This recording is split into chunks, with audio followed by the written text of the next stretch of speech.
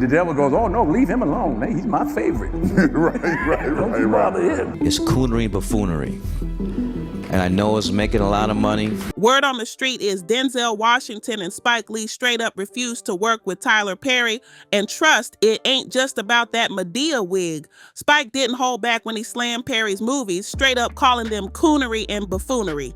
That's not some offhand shade, and that's a bold shot accusing Perry of pushing harmful stereotypes in his films, especially with that loud Medea character. Yet, if those films, I mean, we're talking about Tyler Perry at this point. But the drama doesn't stop with Spike. Rumors been flying that Denzel can't stand Tyler Perry's massive ego, or the way he chases fame like it's a red carpet marathon. The tension between these three ain't just surface level beef. It's deep, personal, and filled with old grudges. Add to that the whispers about Perry being tough to work with. Some say he's got a rep for being controlling and hard to please on set. What? There's a camera on you, baby. Is there a camera on me right now? Back behind you. Oh, hello, praise the Lord. We like to tell everybody in Dallas that we are on our way. Thank you. Put all that together and you've got a cold Hollywood standoff that's been quietly brewing for years. So what's really going on here? Is it all about ego, artistic pride, or is there something more buried under the surface? Let's lay it out. Hollywood loves quiet feuds, and this one's been locked in the freezer for a while now. Denzel, Spike, and Perry haven't gone public with it. No dramatic interviews, no Twitter battles, but the signs are everywhere. You just gotta look close. Interviews with sharp little comments, side eyes in press junkets, and those carefully made career choices that scream, I'm not messing with him. A lot of this is on us. You know, you vote with your pocketbook, your wallet, you vote with your time sitting in front of the idiot box. When you connect the dots, it paints a messy picture, and it's clear this isn't just a creative disagreement. It's a clash of power, image, and pride. Spike Lee, who spent his whole career pushing to uplift how Black Americans are shown on screen, clearly saw Tyler Perry's empire as a step backwards, and he didn't bite his tongue about it either. He saw those over-the-top characters and loud costumes as doing more harm than good, and he let everybody know exactly how he felt. Tyler Perry, on the other hand, wasn't slowing down. After stacking up cash at the box office, he took over TV with House of Pain. But just when things were heating up with syndication deals on the table and a new spinoff called Meet the Browns in the works, everything went sideways. Deadline reported that Perry fired 4 writers after they asked for union contracts, just like that. One of them, Terry Jackson, told Deadline, "We were good enough to create over 100 episodes, but now that the show is making more money and getting spinoffs, he let us go unless we accepted a bad deal." That's wild, Perry's response. He basically said, fine, I'll write everything myself. And that's what he did. But his beef with unions didn't end there. In 2015, things got even messier when 2 major unions, SAG-AFTRA and Actors Equity, straight up warned their members not to work on Perry's stage play Medea on the Run. Why?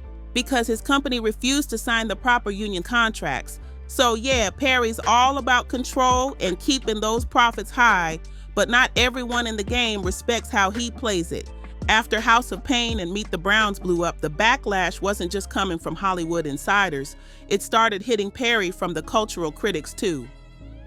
Jamila Lemieux, a respected African-American journalist and commentator, didn't hold back. She penned a bold, open letter straight to Tyler Perry, published by NPR, and it lit a fire under the whole debate. In her letter, she laid it out. She was deeply uncomfortable with the way Perry used stereotypes in his work. She wrote, "The country has laughed at one of the most important members of the Black community.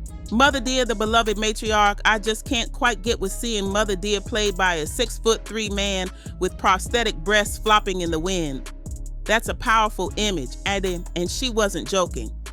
You know, are we going back to Mantan Moreland and sleep and eat?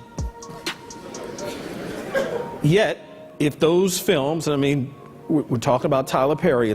Our mothers and grandmothers deserve much more than that, she said. Heck, our fathers and grandfathers deserve more. Even though she praised Perry for standing up to the old Hollywood system, telling the Hollywood old guard to kiss his backside, she made it clear that the real issue was coming from within the Black community, not just outsiders, and she wasn't alone. A lot of folks had started raising eyebrows at the recurring patterns in Perry's work. One major point, viewers began calling out how his stories often painted darker-skinned characters as toxic or villainous, while lighter-skinned characters showed up as the good guys or the saviors. That didn't sit right with a lot of people, but don't think Perry took all this heat in silence. Nope. He clapped back and stood his ground. Tyler Perry wasn't about to stay quiet while Spike threw shade. He came swinging back in interviews, letting it be known that Spike's harsh words seriously ticked him off. Perry stood firm, saying his work hits home for Black audiences, especially Black women, and that he's out here creating jobs and giving visibility to a community Hollywood still loves to ignore. There's a new documentary that is all about the dark side of Hollywood and how some power players allegedly use their positions to prey on young aspiring actors. But even with all the public shots fired, one thing never happened. No sit down, no peace talks, no collabs, just lingering tension and side-eye energy that never cooled off. Meanwhile, Spike Lee was standing just as tall. His movies might not always rake in blockbuster money, but he's never been about chasing the bag over telling meaningful stories. Spike's mission has always been to honor the Black experience with truth, love, and respect. And he's not budging, not even an inch, for mainstream approval. But let's rewind to when this beef really hit the fan back in 2009 on 60 Minutes. They brought up Spike's coonery and buffoonery critique, and Perry snapped. He clearly had enough of hearing Spike's name every time his movies got brought up. He didn't sugarcoat a thing. He flat out said Spike could go straight to hell. Yeah, it got that heated. Perry wasn't just brushing it off. He made it loud and clear that he was sick of Spike always throwing jabs, especially when Perry was out here getting support from heavyweights like Oprah and Clint Eastwood. He basically told Spike to fall back and stop policing how other Black creators choose to tell their stories. This wasn't just a difference in opinion, it turned into a full-blown cultural clash. "I'm so sick of hearing about damn Spike Lee," Tyler Perry snapped, and he meant every word. "I sincerely hope I shall always be a credit to my race and to the motion picture industry. My heart is too full to tell you just how I feel." As Box Office Magazine reported, Perry didn't hold back. "Spike can go straight to hell. You can print that." He was heated, and it showed. "I'm sick of him talking about me. I'm sick of him saying, this is a coon, this is a buffoon. I'm sick of him talking about Black people going to see movies, as if Black folks don't know what they want to see." Perry was done playing nice. He talked about Whoopi, he talked about Oprah, he talked about me, he even talked about Clint Eastwood, Perry ranted. Spike needs to shut the hell up. But even with all that fire, not everybody was clapping for Perry. A lot of fans weren't buying his defense. Some felt like he deflected instead of addressing the real issues. And others, they were side-eyeing the whole situation, especially after seeing who stayed real quiet through it all, Denzel Washington. Now this is where things take a turn. Unlike Spike, Denzel doesn't air out drama. He's all class, always keeps his opinions locked up tight unless he's given flowers. But after decades in the game, Denzel has never worked with Tyler Perry, never praised him, never even hinted at a collab. That silence, it speaks volumes. Denzel's worked with Spike Lee multiple times. He's shown love to up-and-coming Black directors like Antoine Fuqua and Barry Jenkins. But Perry, not a peep. Industry insiders have whispered for years that Denzel just doesn't rate Perry's brand of storytelling. The talk is he sees it as too flashy, too emotional, and not enough depth. Let's be real. Perry writes, directs, produces, and stars in his own stuff, and he's known for keeping full control. But that same control, it's what critics say stops him from evolving or letting in voices that could take the work deeper. That whole one-man show vibe, yeah, it might not sit right with someone like Denzel Washington, a legend who built his career in the trenches of theater and thrives off teamwork and craft. Denzel's used to deep scripts, layered characters, and meaningful storytelling, so to him, Perry's loud, exaggerated roles and recycled plots could easily feel amateur, even if they rake in cash. And the Oscar goes to Lupita Nyong'o.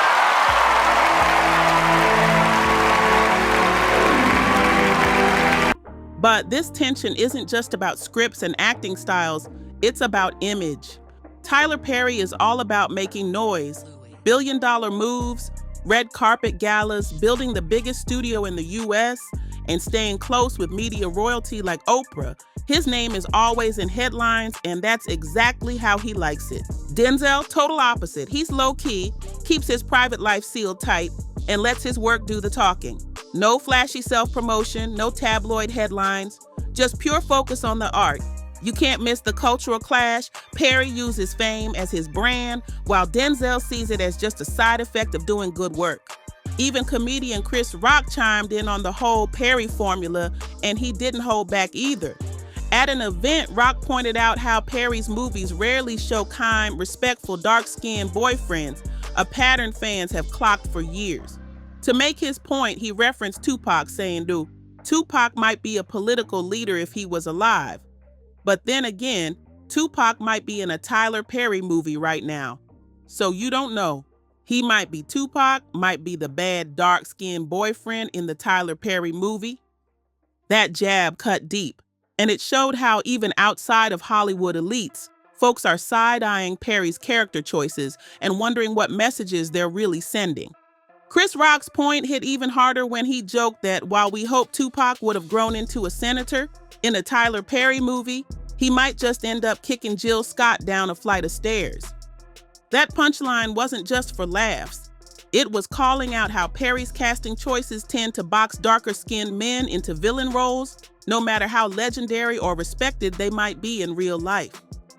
Rock's take echoed what Spike Lee had been saying for years. Perry's storytelling might be profitable, but it's also pushing a narrow and often damaging view of Black life, especially through how he casts and writes his characters.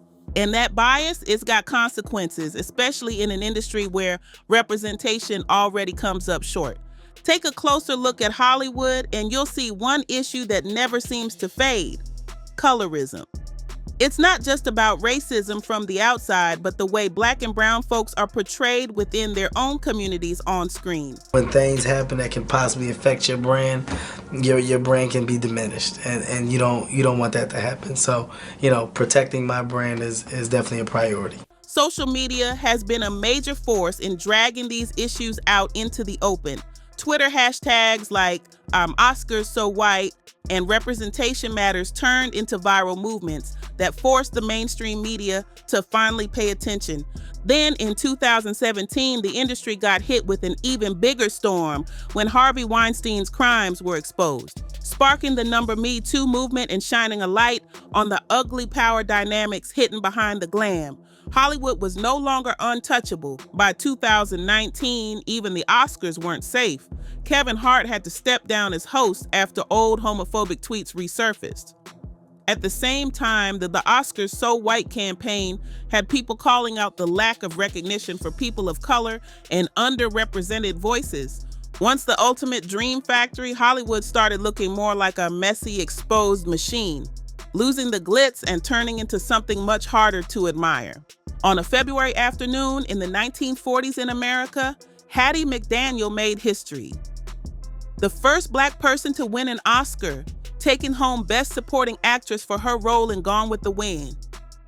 It should have been a shining moment, a celebration of breaking barriers, but instead, it came with a harsh slap of reality. The Oscar ceremony back then was pretty much a whites-only affair. McDaniel wasn't even allowed to sit with her fellow nominees. She and other Black guests were pushed off to a segregated table, way in the back. So while her name went down in history, the moment itself was drenched in disrespect. A painful reminder of how deep racism ran, even in moments of so-called progress. Fast forward 80 years, and you'd think Hollywood would have changed. And yeah, there's been some progress, but discrimination still lurks behind the scenes. At the 2020 Oscars, the same old pattern showed up again. One of the biggest controversies, the Academy completely snubbed Lupita Nyong'o for her jaw-dropping dual role in Jordan Peele's Us. Fans and critics were stunned. How could a performance that powerful get passed over?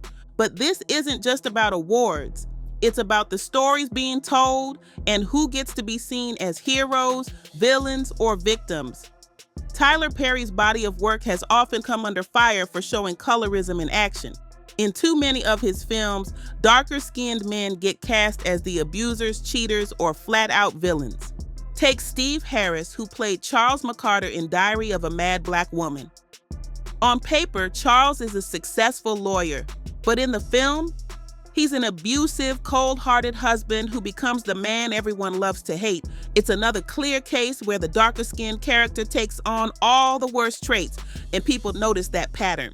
In Diary of a Mad Black Woman, the character Charles, played by Steve Harris, that doesn't just mess up, he goes full villain. He cheats on his wife Helen, disrespects her constantly, and then straight up kicks her out of their own home. It's the kind of role that paints darker-skinned men as the absolute worst, and it's not a one-time thing in Perry's universe. Another example, Blair Underwood's role as Carlos, a cold and controlling investment banker who tries to dominate every move his girlfriend makes. Despite being a respected actor with a long-standing career, Underwood was placed into a character that checked all the boxes of the dark-skinned bad guy trope. Blair Underwood isn't just any actor. He's been a major figure in Hollywood since the 1980s. Best known early on for his breakout role in LA Law, he's been navigating the industry for over 4 decades. Recently, he opened up about his early years in acting and shared a powerful memory from meeting the legendary Sidney Poitier, one of the few black men who had managed to break through Hollywood's thick glass ceiling. And now, we've got a whole new label floating around, Blikes, short for Black Classic Movies. Cute nickname, sure, but it shines a light on how rare it used to be to see black stories on screen. During the 80s, black faces in mainstream film and TV was scarce, and when they did show up, the roles were usually flat, stereotyped, and recycled. Underwood lived through it all, right alongside Denzel Washington. Back in the day, both were seen as prime examples of powerful black male representation, but even with their talent and success, they still had to fight for space. According to Underwood, the 90s didn't make it much easier. He recalled how nearly every black actor, no matter how big their name, was auditioning for the same few roles. The industry had room for only a handful of black stars at a time, and everyone knew it. All of this just highlights how the lack of variety in roles for black actors hasn't really gone away. It's just taken on new forms. Philip Van Leer, for instance, got a shot in Tyler Perry's universe, but like so many others, he was cast as yet another villain. He played a recurring role in the first 2 seasons of one of Perry's shows, and yep, he was a drug dealer. Another bad guy role stacked onto the growing list. Then there's Ion Overman, who played Linda Davis in Medea Goes to Jail. Linda's supposed to be a successful assistant district attorney, but instead she's portrayed as a jealous, conniving woman who commits fraud and tampers with evidence, all while engaged to a man she's lying to. Once again, another dark-skinned character painted with negative traits. Ron Rico Lee plays Chuck, another ADA and the so-called friend in the same movie. And in I Can Do Bad All By Myself, Brian White steps in as Randy, the abusive boyfriend and the movie's main villain. It's not just 1 or 2 roles, there's a pattern, and viewers are starting to clock it loud and clear. The bigger issue? In a lot of Perry stories, the characters who treat women like trash are the same ones who tend to look a certain way, and that hasn't gone unnoticed. Fans have been calling this out more and more, especially as social media opens the door to deeper discussions about colorism, representation, and gender dynamics in media. Even in Perry's newer shows like Brew and Sisters, the conversation continues. Brew follows 4 black men navigating life, love, and friendship. The promo pics show them all smiles and support. It's a rare, refreshing look at strong male bonds. And honestly, that's something we need more of. But even with the positive themes, some viewers can't help but side-eye how male characters still end up mistreating women or acting toxic in the storyline. It's like for every moment of love and brotherhood, there's a scene that leaves folks asking, why is this still happening? Then there's Sisters, which flips the lens onto 4 single black women. The tagline, single but never solo, sounds empowering, and the show does aim to spotlight their struggles and triumphs. But again, the way men treat them, still messy, still complicated, and still sparking heated conversations online. Interestingly, Sisters doesn't exactly sell itself as a celebration of sisterhood, at least not from the outside looking in. The official synopsis barely mentions anything about friendship or career goals. Even the promo image has the women standing apart, not together, a visual that hints the show might lean more into solo struggles than a tight-knit group vibe. What ties them together? They're all single. And that sets the stage for drama-filled plots centered on love, heartbreak, and personal growth. Then there's A Fall from Grace, which stirred up a whole new wave of backlash, especially for how it handled colorism. The film centers around Grace Waters, played by Crystal Fox, a woman trying to find love again after her ex-husband cheats on her. At first, her new romance seems like a fresh start until everything unravels. Her new husband, played by Cody Brooks, turns out to be hiding some serious secrets. What started as a hopeful love story takes a twisted turn, and suddenly, Grace is being accused of fraud and thrown in jail. It's a wild spiral from vulnerability to betrayal as the movie digs into themes like trust, manipulation, and the steep price of putting your guard down. But this film, like many of Perry's others, I think Acrimony, for example, sparked massive convos online. Twitter was lit with debates. On one side, you've got folks slamming Perry for constantly showing Black women suffering at the hands of men. They're tired of seeing pain on repeat. On the flip side, some defend his work, saying he's just putting a spotlight on real struggles that a lot of Black women actually go through. Either way, the reaction's loud, and people are definitely paying attention to what stories he chooses to tell and how he tells them. These heated debates show just how powerful Tyler Perry's storytelling is. For better or worse, his work gets people talking, and the conversations, they're anything but quiet. One internet user didn't hold back, writing, "Tyler Perry refuses to produce a show that doesn't involve the emotional abuse, torture, and beating of downtrodden Black women." That kind of criticism is loud, raw, and coming from viewers who feel worn out by the constant portrayal of pain. But then there's the flip side. Another user clapped back with, "Tyler Perry literally went from sleeping in his car broke to having a net worth of $600 million. He opened a huge studio in Atlanta to employ aspiring Black actresses and actors. So put some respect on his name." That's real too. His rise from nothing to mogul status is inspiring, especially in an industry that hasn't exactly been welcoming to Black creators. Still, critics argue that success doesn't make someone untouchable. They say Perry should be held accountable for the repetitive patterns in his stories, especially the way Black women are often shown suffering, being mistreated, or punished before they're allowed any happiness. Some viewers point out that Perry's stories push respectability politics. Characters have to behave a certain proper way to earn love or success. If they don't, they end up broken, hurt, or alone. And while Perry writes, directs, produces, and oversees nearly everything himself, that control has its downsides.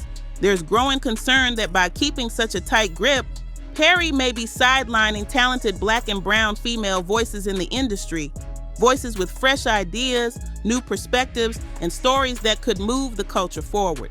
One example critics point to is his adaptation of Zaki's work, a move that raised eyebrows about whether he's uplifting others or just dominating the conversation. Tyler Perry's adaptation of For Colored Girls Who Have Considered Suicide When the Rainbow Is Enough, originally written by Ntozake Shange, stirred up even more criticism. Many felt Perry's version lacked the emotional depth and nuance of the original play. It was another moment where people began demanding more thoughtful and responsible portrayals in his work, especially when dealing with such powerful personal narratives about Black women. And this conversation isn't limited to actors or writers. Even Black comedians have stepped in to voice concerns, especially around Perry's constant use of cross-dressing for laughs. While comedy has a long history of male performers dressing up in women's clothes for humor, there's a growing conversation about what that kind of joke really says and whether it's doing more harm than good. For years, Black comedians have leaned into this tactic, mixing strong masculine personas with exaggerated, over-the-top femininity to get a laugh. But the deeper question remains, why does it feel like so many successful Black male entertainers are pushed or choose to cross-dress at some point in their careers. Dave Chappelle famously brought this up during a candid interview on the Oprah Winfrey Show. He didn't just question the comedy. He questioned the why. Why does it seem like this is a rite of passage for Black male stars? Look at the list. Martin Lawrence in Big Mama's House, Eddie Murphy in The Nutty Professor, Jamie Foxx as the wild and unforgettable Wanda on In Living Color, and of course, the Wayans brothers in White Chicks. Even the flop Joanna Man followed this same pattern. It's become a Hollywood trend, and not everyone is laughing. Critics say it's time to ask whether these portrayals limit how Black men are seen and whether this type of humor ends up reinforcing old stereotypes instead of breaking them.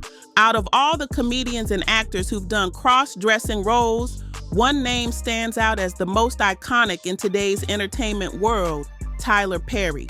With his Medea character, Perry didn't just dress up for a few scenes. He built an empire around it. Medea became a cultural staple, a money-making machine that helped launch Perry from gospel plays to Hollywood blockbusters. But Perry's influence isn't just limited to movies. He's also made serious waves in conservative circles, especially among right-wing evangelical audiences, a rare crossover for any mainstream Black entertainer. His brand blends faith, moral lessons, and loud characters in a way that's connected deeply with church-going fans, many of whom feel seen in his work. Even outside the theater and screen, Perry's reach continues to grow. His book, Don't Make a Black Woman Take Off Her Earrings, hit the New York Times bestsellers list, showing how his voice commands attention far beyond the stage. But all of this success raises some complicated questions. Why do so many successful Black male entertainers, like Perry, choose roles that challenge traditional ideas of masculinity? And why do audiences keep showing up, laughing, and embracing it? One take: these cross-dressing roles might feel safe to certain audiences. They strip away the intimidating image often tied to Black masculinity, especially in contrast to the bold, aggressive image pushed in hip-hop culture. It's almost like the wig, dress, and wild behavior take away the threat some people associate with strong Black male figures. Then there's the part nobody says on camera, but everybody whispers about: the speculation around Tyler Perry's personal life. He's never spoken on it publicly, and truthfully, he shouldn't have to. But in an industry like Hollywood, where image is everything and Black masculinity often comes with a heavy set of expectations, Perry's silence has fueled rumors. It's not just about who he is behind closed doors, it's about how his carefully polished, super private image clashes with the loud, bossy Medea we see on screen. And in Black Hollywood, where being a man still comes with a long list of unspoken rules, that contrast makes some folks real uncomfortable. Some folks think that might be exactly why old school legends like Denzel Washington and Spike Lee keep their distance from Tyler Perry.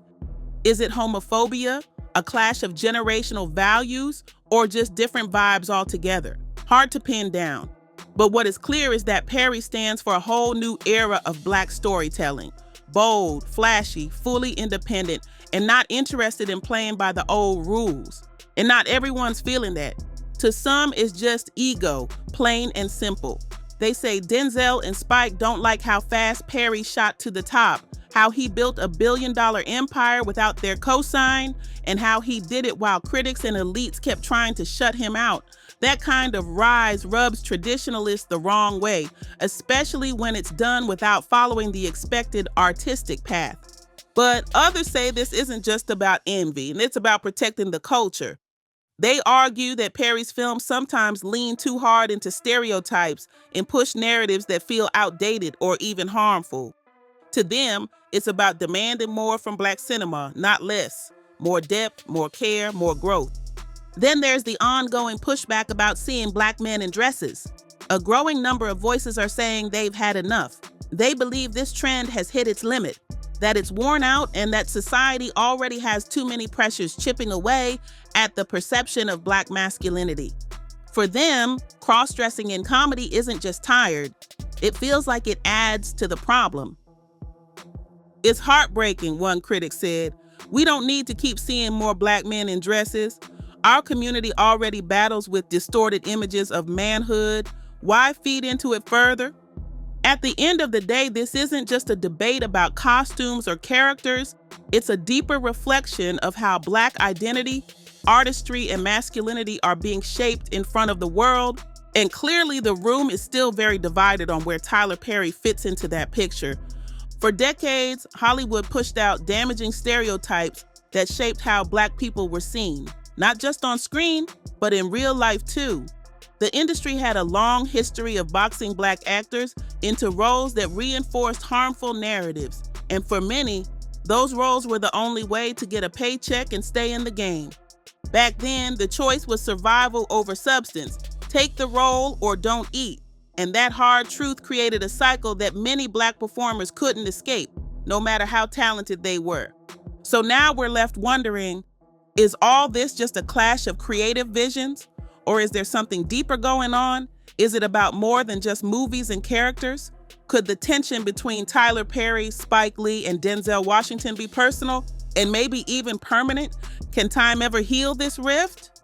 Could we ever see a day where these three giants, each a powerhouse in his own lane, actually sit down, collaborate, or even just acknowledge each other's work with some real respect? Or is the divide too wide, the values too different, and the history too deep? Some say it's just ego. Others think it's about protecting the legacy of Black cinema. Some believe Perry's being unfairly judged, dragged for doing things his way. But there are also those who say the criticism is earned and that his work deserves to be held under a microscope just like anyone else with that much influence. And let's be honest, the big question that still floats around, will we ever see Denzel Washington walk onto a Tyler Perry set? Don't hold your breath, but hey, this is Hollywood. Stranger things have happened. That's it for today. Catch you in the next video.